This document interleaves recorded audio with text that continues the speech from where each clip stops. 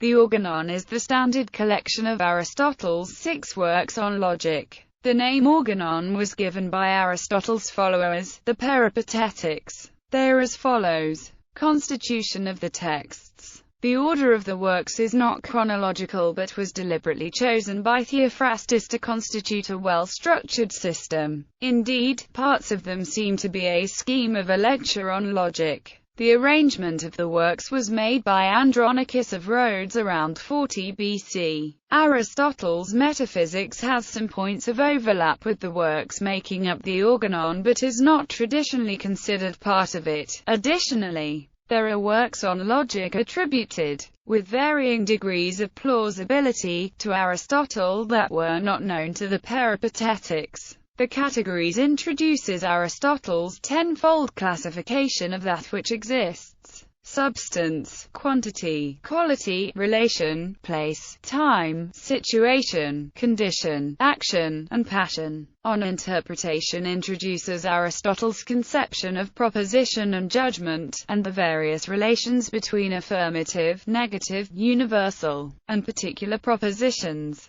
Aristotle discusses the square of opposition or square of Apuleius in Chapter 7 and its appendix Chapter 8. Chapter 9 deals with the problem of future contingents. The prior analytics introduces his syllogistic method, argues for its correctness, and discusses inductive inference. The posterior analytics deals with demonstration, definition, and scientific knowledge. The topics treats issues in constructing valid arguments, and inference that is probable, rather than certain. It is in this treatise that Aristotle mentions the predicables, later discussed by Porphyry and the scholastic logicians. The Sophistical Refutations gives a treatment of logical fallacies, and provides a key link to Aristotle's work on rhetoric. Influence. The Organon was used in the school founded by Aristotle at the Lyceum, and some parts of the works seem to be a scheme of a lecture on logic. So much so that after Aristotle's death, his publishers collected these works.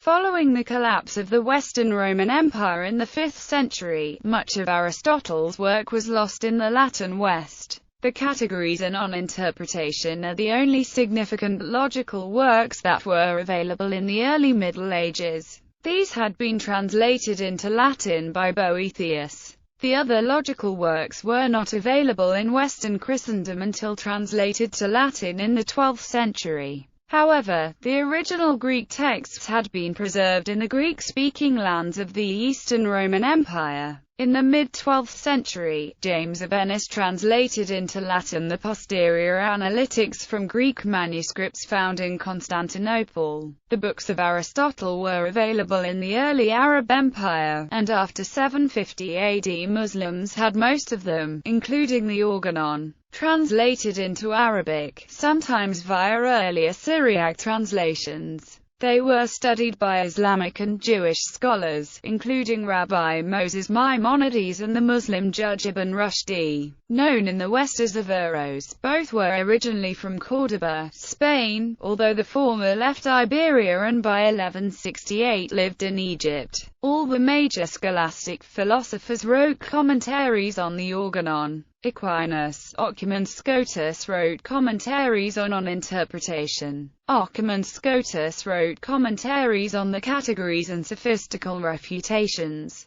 Grosseteste wrote an influential commentary on the posterior analytics. In the Enlightenment there was a revival of interest in logic as the basis of rational inquiry, and a number of texts, most successfully the Port-Royal logic, polished Aristotelian term logic for pedagogy. During this period, while the logic certainly was based on that of Aristotle, Aristotle's writings themselves were less often the basis of study. There was a tendency in this period to regard the logical systems of the day to be complete, which in turn no doubt stifled innovation in this area. However, Francis Bacon published his Novum Organum as a scathing attack in 1620. Immanuel Kant thought that there was nothing else to invent after the work of Aristotle, and the famous logic historian Karl von Prantl claimed that any logician who said anything new about logic was confused,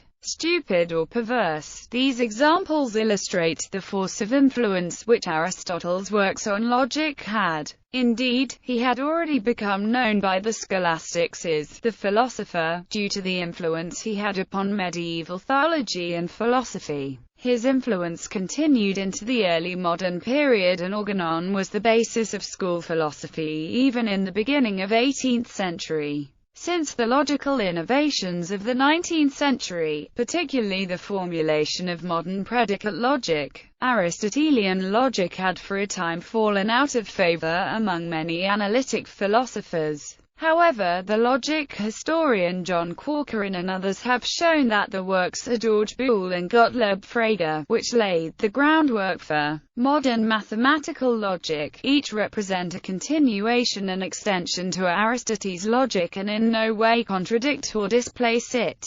Boole fully accepted and endorsed Aristotle's logic, and Frege included Aristotle's square of opposition at the end of his groundbreaking Begriffsschrift to show the harmony of his theory with the Aristotelian tradition.